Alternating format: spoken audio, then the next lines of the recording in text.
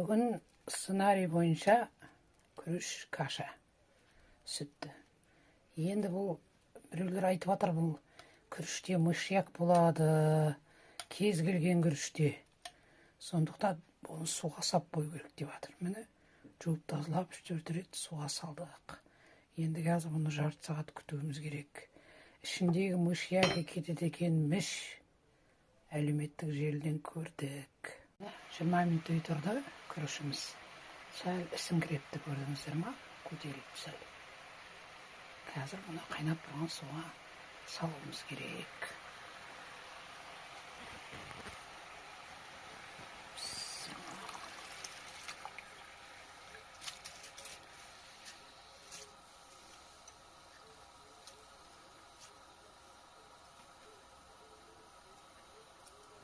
Тұзын салымыз осы кезде. Сөйтіп қайнап шыққанын күтіп, астын жай қойып, бір 5-10 минут қайнату керек. 8 минут болды қайнағанына, жай отта. Енді бұны суы тартылған кезде судан қоямыз. Міне. Енді жақсылап араластырып тұруымыз керек. Енді бұдан кейін сүт құймаңыз, себебі су татып кетеді.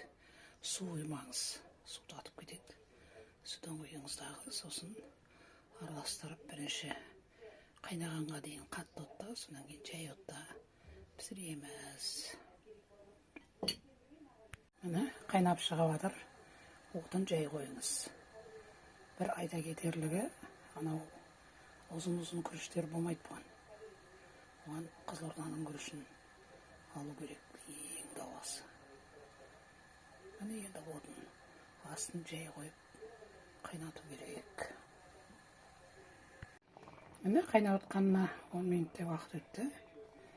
Күріш 20 минут піседі дегенге сенбеңіздер. Күріш 30 минутта піседі. Сондықтан 20 минут деген болмайды. Енді осы кезде оның жанынан кетпеуіміз керек. Қозғап тұруымыз керек. Асты қатып қалуы мүмкін. Бұл ағаларым өте жақсы көретін күріш ботқасы.